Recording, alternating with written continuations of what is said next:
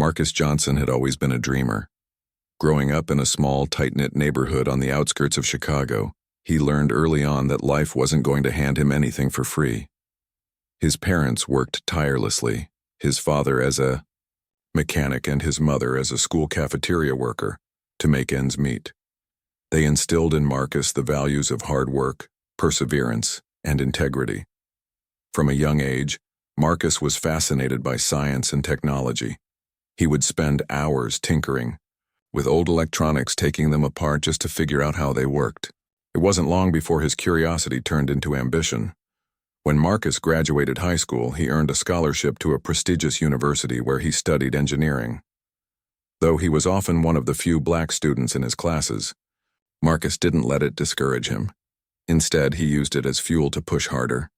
He knew he had something to prove, not just to others, but to himself. After graduating at the top of his class, Marcus landed a job at a well-known tech company. But even there, he faced subtle biases. Colleagues underestimated him, assuming he got his position because of diversity quotas rather than merit. Despite these challenges, Marcus excelled, gaining valuable experience while quietly planning his next move. It wasn't long before Marcus decided to strike out on his own. Armed with savings, determination, and a groundbreaking idea, he founded Green Nova Tech. The company focused on creating affordable and sustainable energy solutions, particularly solar panels designed to maximize efficiency even in low-light conditions. Marcus believed deeply in the importance of clean energy, not only for the environment but also for communities that were disproportionately affected by pollution and lack of access to resources. His mission was clear: to create innovative products that could improve lives while protecting the planet. Green Nova Tech started small, operating out of a modest office space with just a handful of employees. But Marcus's vision quickly gained traction. Within 2 years, the company had secured several patents and attracted attention from industry leaders. Investors began knocking on his door, eager to get a piece of the action. Yet, despite the growing success, Marcus never lost sight of his roots.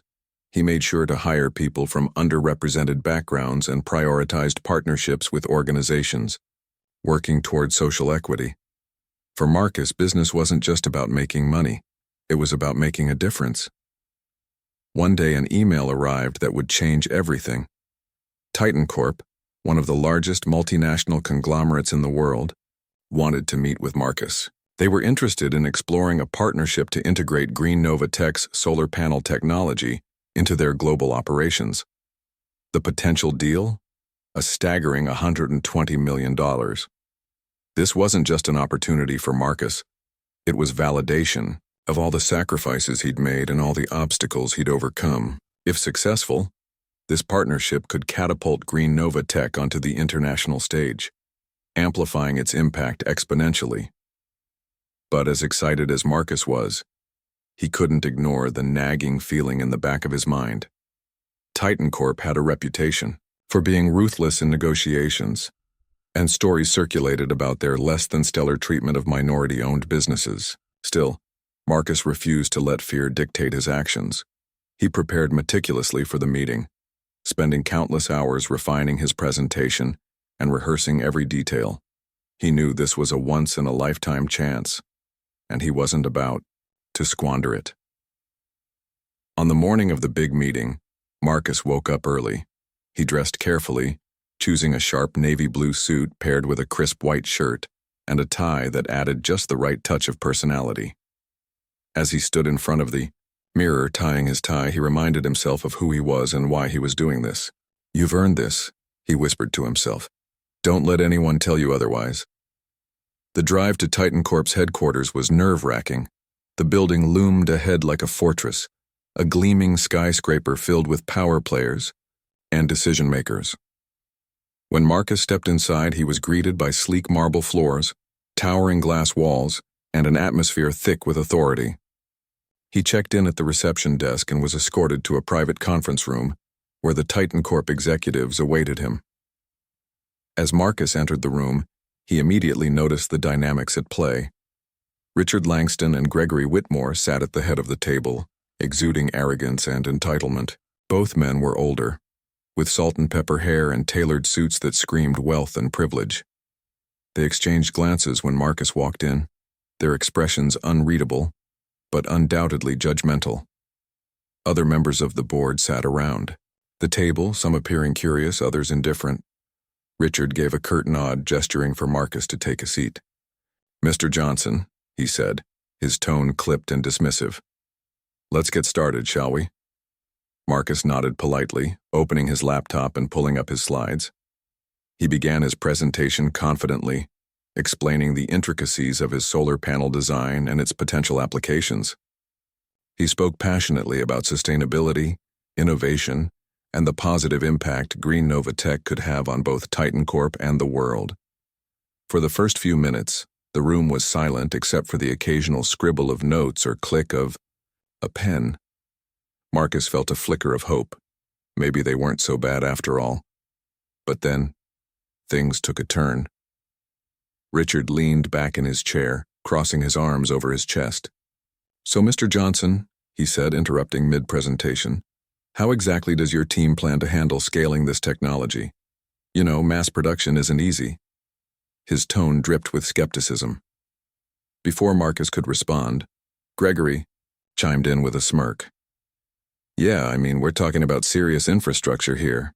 Are you sure your operation is equipped for that kind of undertaking?" Marcus paused, forcing himself to remain calm.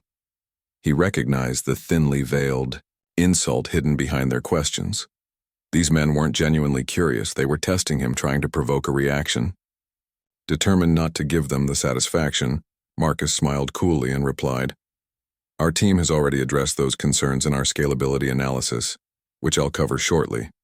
But if you'd like, I can jump ahead to that section now."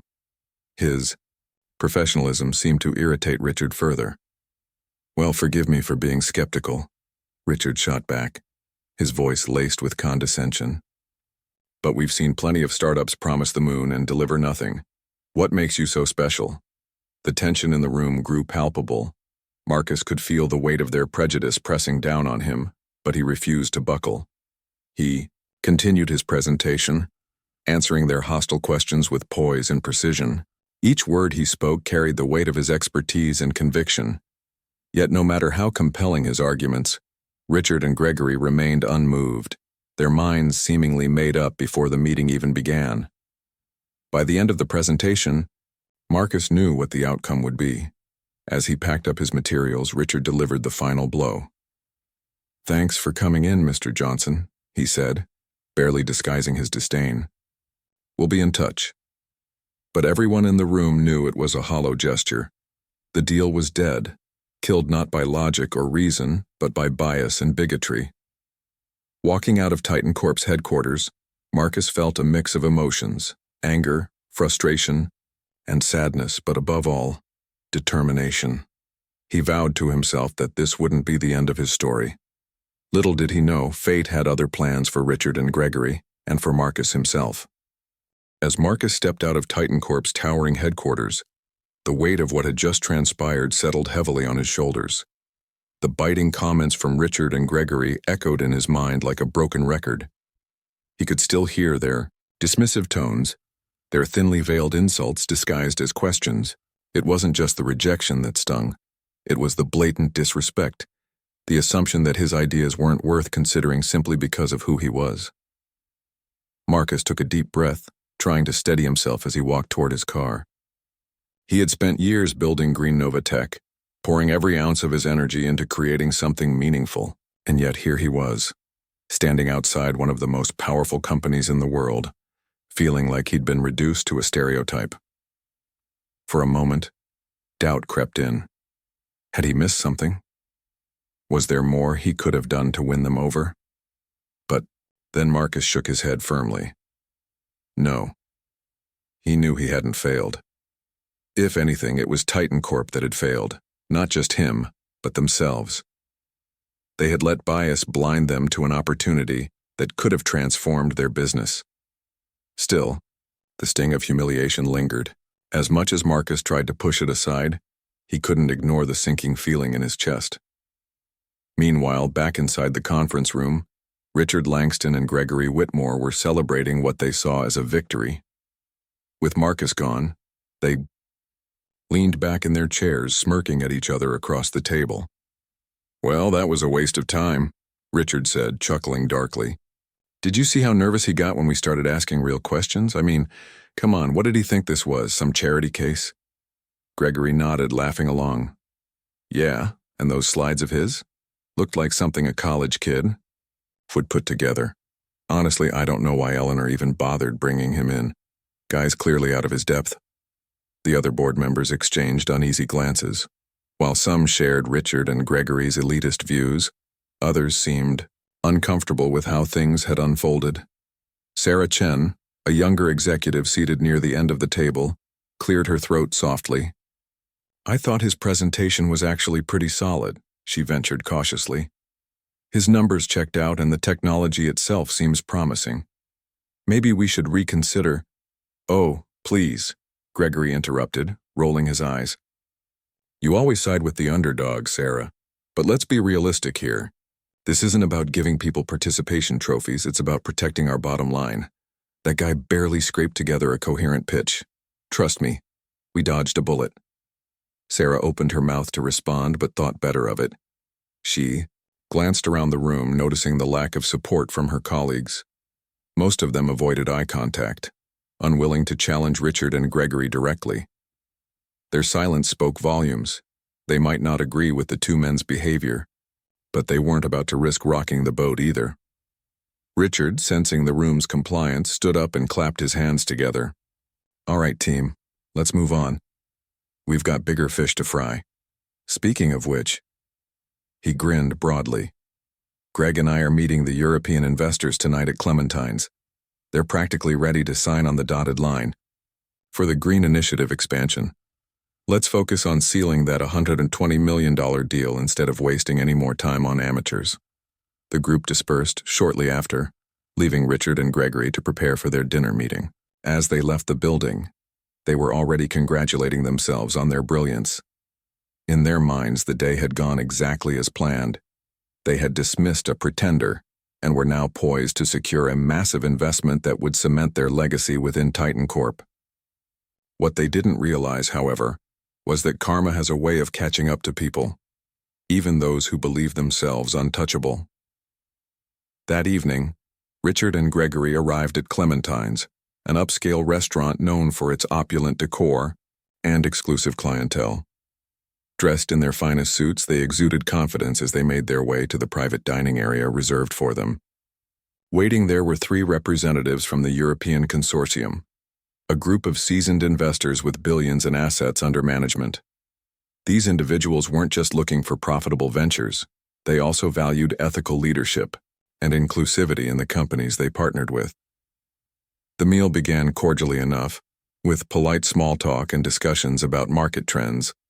But as dessert was served, one of the investors, a sharp-eyed woman named Margot Leclerc, shifted the conversation toward Titan Corp's corporate culture. "We've heard great things about your company's recent efforts in sustainability," she said, smiling faintly. "But before we finalize anything, I want to ensure we're aligning ourselves with partners who share our values. Can you tell us more about how Titan Corp fosters diversity and inclusion within its ranks?" Richard and Gregory exchanged quick glances, momentarily caught off guard. This wasn't a topic they typically discussed during negotiations. Still, they weren't worried. After all, they were masters at spinning narratives to suit their needs. "Of course," Richard replied smoothly. "Titan Corp takes diversity very seriously. We've implemented several programs aimed at hiring and promoting talent from underrepresented backgrounds. Our commitment to equality is unwavering." Margot raised an eyebrow, studying him closely. "That's good to hear," she said, "because earlier today one of my advisors witnessed something rather troubling involving your company. He attended a meeting where a young entrepreneur, a black man to be specific, was presenting a proposal. According to him, the treatment this individual received from certain members of your leadership team was less than professional." The air in the room suddenly grew tense. Richard felt a prickle of unease crawl up his spine, but he forced a laugh. "Oh, that must have been a misunderstanding," he said quickly. Our executives are always respectful during meetings. Perhaps your advisor misinterpreted something. But Margot wasn't convinced. She leaned forward slightly, her expression hardening. My advisor is someone I trust implicitly. He described the interaction as hostile and demeaning. He said the presenter was repeatedly interrupted, mocked, and ultimately dismissed without fair consideration.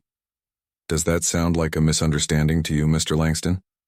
Gregory's face turned red, though whether from embarrassment or anger was unclear. Look, he interjected, his voice rising slightly. If someone can't handle a little tough questioning, maybe they shouldn't be pitching multi-million-dollar deals. Running a global corporation isn't for the faint of heart. Margot stared at him for a long moment, her lips pressed into a thin line. Then she sighed, shaking her head. I see. She glanced at her fellow investors who nodded silently in agreement. Turning back to Richard and Gregory, she said, Unfortunately, gentlemen, I'm afraid we'll need to reassess our position regarding this partnership. Integrity and respect are non-negotiable for us. If what my advisor reported is true, and I have no reason to doubt him, it raises serious concerns about Titan Corp's alignment with our values. Richard's jaw dropped. Wait, you're pulling out over one meeting? His voice cracked with disbelief. This is ridiculous. You're basing a decision worth $120 million on hearsay. It's not hearsay, Margot replied coolly. It's a reflection of your company's character. And if this is how Titan Corp treats innovators and entrepreneurs, then we cannot, in good conscience, proceed. Good night, gentlemen. With that, the investors rose from the table and walked out, leaving Richard and Gregory stunned and speechless. The celebratory mood evaporated instantly, replaced by a suffocating sense of dread. Their golden opportunity, the deal they had bragged about securing, had slipped through their fingers in the span of a single conversation. As they sat there in stunned silence, the reality of what had happened began to sink in. Richard clenched, his face flushed with rage. This is insane, he spat. That guy ruined everything. Who does he think he is, embarrassing us like that? Gregory muttered curses under his breath, glaring at the empty chairs where the investors had been sitting moments ago. Unbelievable. All because of some sob story from a glorified inventor. Do they even realize how much work we've put into this? Neither man acknowledged the irony of their situation, that their own actions had caused the very outcome they were now blaming on someone else. Instead, they stewed in their frustration, oblivious to the fact that justice often comes full circle. What Richard and Gregory failed to understand was that their arrogance and prejudice weren't just harmful to others. They were self-destructive. By humiliating Marcus Johnson earlier that day, they had sealed their own fate. And while they may not have seen it yet, the repercussions of their behavior were far from over. For Marcus, however, the night was far from ordinary. Unbeknownst to him, the events unfolding at Clementine's would set the stage for a remarkable turnaround, one that would redefine his journey and prove, once and for all, that integrity and resilience always prevail in the end. The fallout from the disastrous dinner meeting at Clementine's spread like wildfire. By the time Richard Langston and Gregory Whitmore returned to their offices the next morning, the news had already reached the upper echelons of Titan Corp. Eleanor Hayes, the company's no-nonsense CEO, was livid. Known for her razor-sharp instincts and zero tolerance for incompetence, she wasted no time in summoning Richard and Gregory to her office. When they arrived, the tension in the room was palpable. Eleanor sat behind her massive desk, her piercing gaze locked onto the two men as they shuffled nervously into their seats. On the screen behind her was an email thread detailing the investor's decision to pull out of the deal, along with a scathing note from Margot Leclerc accusing Titan Corp of fostering a toxic and discriminatory environment. The words hostile, mocked, and dismissed without fair consideration jumped off the screen, leaving little room for denial. Eleanor didn't mince words. "Explain yourselves," she demanded, her voice icy but controlled. "What happened at that meeting yesterday? Why are our European partners walking away from a $120 million deal?" Richard and Gregory exchanged panicked glances.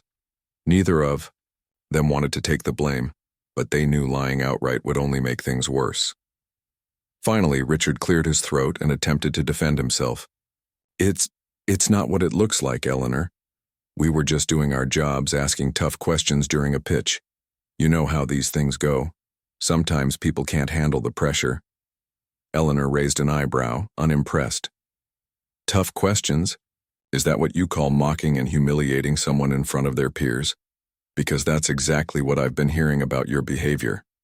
Care to explain why one of the most respected advisory firms in Europe witnessed your conduct and decided we're not fit to do business with them? Gregory jumped in, trying to deflect responsibility. That guy wasn't ready for prime time, Eleanor. His presentation was amateurish, and he got flustered under scrutiny. If anything, he's the reason this deal fell apart, not us. Eleanor leaned forward, her expression hardening. Let me stop you right there.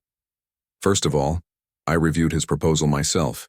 It was innovative, well-researched, and aligned perfectly with our sustainability goals. Second, I spoke with Margot directly this morning. She made it clear that her team's decision wasn't based on his performance, it was based on your actions. Your inability to treat a potential partner with basic respect has cost us millions. Millions. Her voice rose slightly, betraying her frustration. Do you have any idea what this means for Titan Corp? This isn't just about losing a deal, it's about damage control. Our reputation is on the line here. Investors want to work with companies that value diversity and ethical leadership. Instead, thanks to you two, we're being painted as a relic of the past, a company stuck in outdated ways of thinking. Richard tried to argue again, stammering excuses about competition and high standards, but Eleanor cut him off with a sharp wave of her hand. Enough. Effective immediately, both of you are suspended pending a full investigation into your conduct. And don't think for a second this will blow over quietly. I'll be issuing a public statement addressing the situation, and if necessary, restructuring the leadership team entirely. As Richard and Gregory slunk out of the office, humiliated and defeated, Eleanor turned her attention to damage control. She knew the road ahead wouldn't be easy, but she also saw an opportunity, a chance to turn this crisis into a catalyst for change. Titan Corp needed a fresh start, and that meant owning up to its mistakes while taking concrete steps toward improvement. Meanwhile, Marcus Johnson had no idea that his life was about to take another dramatic turn. Still reeling from the events of the previous day, he spent the evening reflecting on what had happened. He replayed the meeting in his mind, analyzing every detail, the dismissive comments, the condescending laughter, the way Richard and Gregory had tried to undermine him at every turn. Though it stung, Marcus refused to let their prejudice define him. Instead, he channeled his emotions into determination, vowing to prove that Green Novatech was stronger than ever. Late that night, as Marcus scrolled through emails on his laptop, one message caught his eye. It was from Eleanor Hayes herself, the CEO of Titan Corp. Intrigued, Marcus opened it and began reading. Subject: an apology and an opportunity. Dear Mr. Johnson, I am deeply sorry for the treatment you endured during your recent meeting with members of my team. Their behavior was unacceptable and does not reflect the values Titan Corp strives to uphold. Please know that appropriate action is being taken to address this matter. In light of the circumstances, I would like to extend a personal invitation for you to resubmit your proposal directly to my office. I believe strongly in the potential of your technology and would welcome the opportunity to explore a partnership further. Sincerely, Eleanor Hayes, CEO, Titan Corp. Marcus stared at the screen, stunned. He read the email twice, then 3 times, making sure he hadn't misunderstood. Was this real? Had the CEO of Titan Corp actually reached out to apologize and offer him another chance? At first, Marcus felt conflicted. Part of him wanted to delete the email and move on. After all, why should he give Titan Corp another shot after the way they treated him? But another part of him recognized the significance of this moment. Eleanor's apology wasn't just a gesture, it was an acknowledgement of wrongdoing, paired with a genuine effort to make amends. More importantly, It represented an opportunity to hold Titan Corp accountable and ensure that others wouldn't face the same mistreatment in the future. After some thought, Marcus decided to respond. He crafted a polite but firm reply, thanking Eleanor for her outreach while emphasizing the importance of transparency and fairness moving forward. He agreed to resubmit his proposal, but made it clear that any partnership would need to include safeguards against discrimination, such as equal representation on decision-making boards and initiatives to support minority-owned businesses. 2. His surprise, Eleanor responded almost immediately, expressing gratitude for his willingness to engage and promising to honor his conditions. She assured him that Titan Comp was committed to meaningful change, not empty promises. Encouraged by her sincerity, Marcus began preparing a revised version of his presentation, one that highlighted not only the technical merits of his solar panel design, but also its broader social impact. Over the next few weeks, news of the scandal spread rapidly. Journalists picked up on the story, painting Titan Corp as a cautionary tale about the dangers of unchecked bias in corporate culture. Social media buzzed with outrage as users shared stories of similar experiences with discrimination in professional settings. Many praised Marcus for his resilience, calling him an inspiration to aspiring entrepreneurs everywhere. For Titan Corp, the fallout was severe. Stock prices dipped, employees staged protests demanding reform, and several key executives resigned, in solidarity with Eleanor's push for accountability. Yet amidst the chaos, there were signs of hope. Under Eleanor's leadership, the company launched a series of initiatives aimed at promoting diversity and inclusion. They hired external consultants to audit their practices, established mentorship programs for underrepresented groups, and created a task force dedicated to ensuring equitable treatment across all levels of the organization. As for Marcus, he found himself thrust into the spotlight, not just as a victim of racism, but as a symbol of perseverance and innovation. Offers poured in from other companies eager to collaborate with Green Nova Tech, but Marcus remained focused on his original goal, using sustainable energy solutions to create positive change. With Eleanor's support, he finalized the terms of the partnership, which included provisions for funding scholarships, hosting workshops for minority entrepreneurs, and developing community-based renewable energy projects. Through it all, Marcus never lost sight of who he was or where he came from. He knew that success wasn't measured solely by financial gain. It was about lifting others up and paving the way for a brighter future. And as he stood on the brink of this new chapter, he couldn't help but feel grateful for the journey that had brought him here, even the painful parts. For Marcus, adversity had become a stepping stone, proving once and for all that true strength lies not in avoiding challenges but in facing them head-on and emerging stronger than ever. The partnership between Green Nova Tech and Titan Corp marked the beginning of a new era, not just for Marcus Johnson, but for both companies as well. When the revised deal was officially announced, it sent shockwaves through the business world. What had started as a debacle rooted in prejudice transformed into a powerful statement about accountability, resilience, and the potential for change when people are willing to confront their mistakes. For Marcus, the process of rebuilding trust with Titan Corp wasn't easy. He knew that words alone wouldn't suffice. Actions would speak louder than any apology or promise. Eleanor Hayes proved herself to be a true ally during this time, working closely with Marcus to ensure that the partnership was built on transparency and mutual respect. Together, they crafted a framework that went beyond traditional business agreements. This wasn't just about integrating Green Nova Tech's solar panel technology into Titan Corp's global operations. It was about creating a model for inclusive innovation that could inspire other corporations to follow suit. One of the key components of the deal was the establishment of a joint diversity and innovation council, composed of representatives from both companies, including Marcus himself. The council was tasked with overseeing initiatives aimed at supporting underrepresented entrepreneurs. Funding programs were set up to provide grants and mentorship opportunities for minority-owned startups in the tech and renewable energy sectors. Additionally, Titan Corp committed to hosting annual summits where innovators from diverse backgrounds could showcase their ideas and connect with industry leaders. Marcus threw himself into these efforts wholeheartedly. He traveled across the country, visiting schools, community centers, and small businesses to share his story and encourage others to pursue their dreams despite the obstacles they might face. His message was simple yet profound. Success isn't handed to you. It's earned through hard work, determination, and refusing to let anyone tell you that you don't belong. Audiences resonated deeply with his authenticity, and soon he became a sought-after speaker and advocate for diversity in STEM fields. Meanwhile, within Titan Corp, the changes sparked by the scandal continued to ripple outward. The fallout had forced the company to confront uncomfortable truths about its culture, and many employees welcomed the reforms as long overdue steps toward progress. However, not everyone was pleased.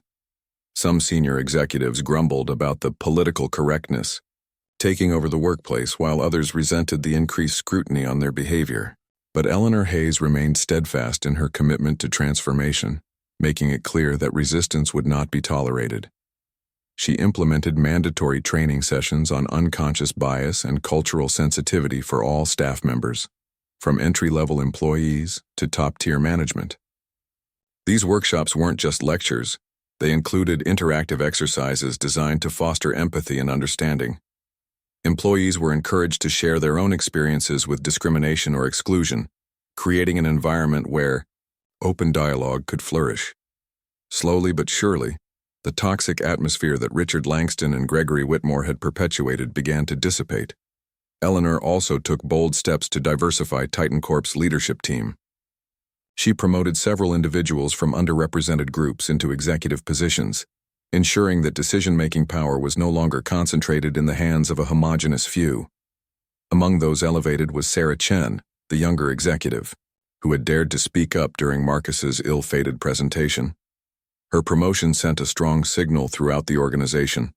Standing up for what's right, even in the face of opposition, would be rewarded. As the months passed, the impact of these changes became increasingly evident.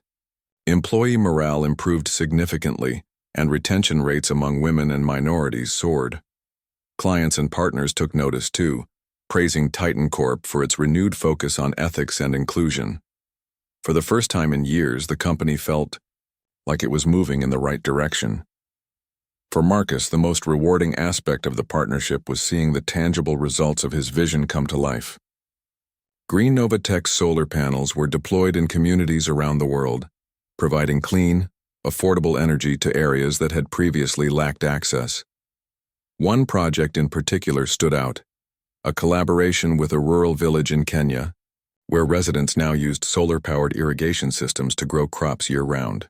The success of the initiative brought tears to Marcus's eyes when he visited the site and saw firsthand how his technology was transforming lives. Back home, Green Nova Tech flourished under the partnership. With Titan Corp's resources and support, Marcus was able to expand his team, invest in cutting-edge research, and explore new applications for his technology. The company's revenue skyrocketed, attracting even more attention from investors and media outlets. Yet despite the accolades, Marcus remained grounded. He never forgot the struggles that had shaped him or the lessons he'd learned along the way. One evening, as Marcus sat in his office reflecting on everything that had transpired, he received an unexpected phone call. It was Eleanor Hayes. "Marcus," she said warmly, "I just wanted to thank you again for everything. You've taught us so much, not just about sustainable energy, but about integrity and leadership. I hope you know how much your courage has meant to me and to Titan Corp." Marcus smiled, touched by her sincerity. "Thank you, Eleanor, and thank you for having the courage to do the right thing. Change isn't easy, but it's worth it. Together, we're proving that." As the partnership grew stronger, so did Marcus's, resolved to use his platform for good. He partnered with nonprofits focused on environmental justice, advocating for policies that prioritized sustainability and equity. He also launched a scholarship fund in honor of his parents, providing financial aid to students from low-income families pursuing degrees in engineering and science. Each initiative reinforced his belief that success should always be measured by the positive impact it has on others. By the end of the first year of the partnership, Green Nova Tech and Titan Corp had become synonymous with innovation and inclusivity. Their collaboration had not only generated billions in revenue, but had also created thousands of jobs, empowered countless entrepreneurs, and inspired a generation of changemakers. The $120 million deal that had once seemed impossible was now just the beginning of something far greater. And yet Marcus knew that the journey was far from over. There were still challenges ahead, new hurdles to overcome, new battles to fight. But he faced them with the same unwavering determination that had carried him this far.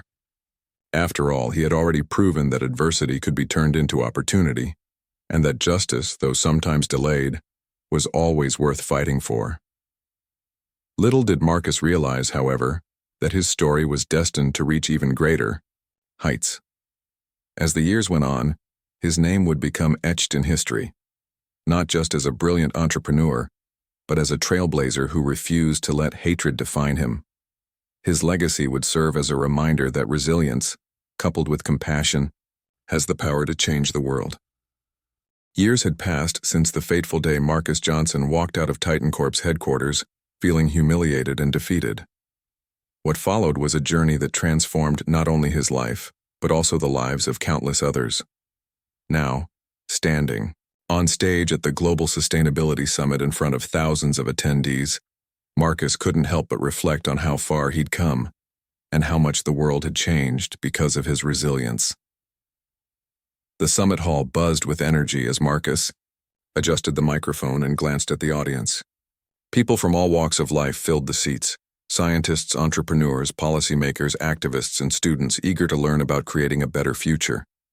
Beside him sat Eleanor Hayes, now one of his closest allies and mentors. Her presence was a testament to the power of redemption and collaboration. Together, they embodied the idea that accountability and partnership could drive monumental change. Marcus began his speech by sharing his story, not just the successes, but the struggles too. He spoke candidly about growing up in a modest neighborhood, the sacrifices his parents made, and the challenges he faced as a black man navigating an industry dominated by privilege.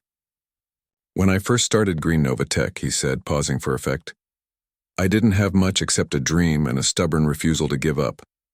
But dreams alone don't break barriers. You need determination, grit, and sometimes a little bit of divine intervention." He recounted the infamous meeting with Titan Corp, the dismissive comments, the condescension, the outright disrespect. The crowd listened intently, many nodding in recognition of similar experiences they or their loved ones had endured. Marcus described how those moments of humiliation could have crushed him, but instead they fueled his resolve. "Injustice doesn't always strike back immediately," he explained. "Sometimes it takes time, but when it does, it reminds us that fairness isn't just a moral imperative, it's a universal truth." Then Marcus shifted gears, turning his narrative into a message of hope. He talked about the unexpected twist of fate that led to the collapse of Titan Corp's $120 million deal, and Eleanor's decision to reach out. "That moment wasn't just about me getting a second chance," he emphasized. "It was about showing the world what happens when we choose integrity over arrogance, inclusion over exclusion, and progress over stagnation." Eleanor joined him on stage briefly to share her perspective. She admitted that Titan Corp's transformation hadn't been easy. It required dismantling decades of ingrained biases and rethinking deeply entrenched systems. "Change is uncomfortable," she said, "but discomfort is where growth happens. We learned that the hard way, and while I wish we hadn't needed such a wake-up call, I'm proud of the strides we've made." None of this would have been possible without Marcus's courage and vision. As the applause subsided, Marcus returned to the podium, shifting the focus from his personal journey to the broader impact of their partnership. He highlighted specific projects that had emerged from the collaboration between Green Nova Tech and Titan Corp. For instance, the solar-powered irrigation systems in Kenya had expanded to other African nations, empowering farmers to increase crop yields and improve food security. In urban areas across the United States, affordable solar panels were installed in low-income neighborhoods, reducing energy costs and improving living conditions. But perhaps the most inspiring initiative was the Next Gen Innovators program, which provided funding, mentorship, and resources to young entrepreneurs from marginalized communities. Through this program, dozens of startups had launched, tackling issues ranging from water purification to waste management. One standout success story came from a teenage girl named Amina, who developed a biodegradable alternative to plastic packaging using agricultural waste. With support from Green Nova Tech and Titan Corp, Amina's invention was now being used by major corporations worldwide, earning her international acclaim. Marcus paused, scanning the audience before delivering the heart of his message. This isn't just my story, it's ours. Every person here has the power to create change. Whether you're designing technology, shaping policies, or simply speaking up against injustice, your actions matter. Together, we can rewrite the rules of what's possible. His words resonated deeply, sparking conversations long after the event ended. Attendees approached Marcus afterward, thanking him for his honesty and inspiration. Many pledged to take action in their own spheres, whether by supporting minority-led businesses, advocating for equitable practices, or mentoring the next generation of leaders. Back home, Marcus continued to build on the momentum generated by the summit. Green Nova Tech had grown exponentially, becoming a global leader in sustainable energy solutions. Yet despite its size, the company remained true to its roots. Marcus ensured that every decision reflected the values of inclusivity, innovation, and social responsibility. Employees were encouraged to volunteer in local communities, and a portion of the company's profits went toward funding grassroots environmental projects. Titan Corp, under Eleanor's leadership, underwent a cultural revolution. The Diversity and Innovation Council flourished, becoming a model for other corporations seeking to promote equity. Employee resource groups thrived, offering safe spaces for individuals to connect and advocate for change. Even critics within the company eventually came around, realizing that diversity wasn't a threat. It was an asset that fostered creativity and resilience. As for Richard Langston and Gregory Whitmore, their careers never recovered. Suspended indefinitely and stripped of their influence, they faded into obscurity, their names synonymous with the scandal that nearly destroyed Titan Corp. Some might have seen their downfall as poetic justice, but Marcus preferred to focus on the positive outcomes rather than dwell on revenge. Their actions taught us something valuable, he once remarked in an interview. They showed us what happens when fear and prejudice guide decisions. And they reminded us why empathy and integrity must always lead the way. Over time, Marcus's story became legendary. Documentaries were made, books were written, and awards piled up, including a prestigious humanitarian honor recognizing his contributions to both technology and society. Yet through it all, Marcus stayed humble. He often said, "I didn't do this alone. I stood on the shoulders of giants, my parents, my mentors, my team, and everyone who believed in me when I doubted myself." His ultimate legacy, however, lay in the ripple effects of his work. Countless young innovators looked up to him as proof that no obstacle was insurmountable. Schools named scholarships after him. Community centers hosted workshops inspired by his methods, and entire industries adopted principles of sustainability and inclusion championed by Green Nova Tech and Titan Corp. On the day Marcus retired from active leadership at Green Nova Tech, he gathered his employees for a final address. Standing before the diverse group of faces, people from different races, genders, backgrounds, and beliefs, he smiled warmly. "Remember," he told them, "success isn't defined by titles or wealth. It's defined by the lives you touch and the difference you make. Keep pushing boundaries, keep challenging norms, and above all, keep believing in the power of good." With that, Marcus stepped down, leaving behind a thriving company and a world forever changed by his efforts. Though he moved on to quieter pursuits, dedicating himself to mentoring young entrepreneurs and spending time with family, his influence lived on. His story served as a beacon of hope, a reminder that even in the face of adversity, resilience and compassion could spark revolutions. And so, Marcus Johnson's name became etched in history, not just as a brilliant entrepreneur, but as a symbol of justice, perseverance, and the boundless potential of humanity.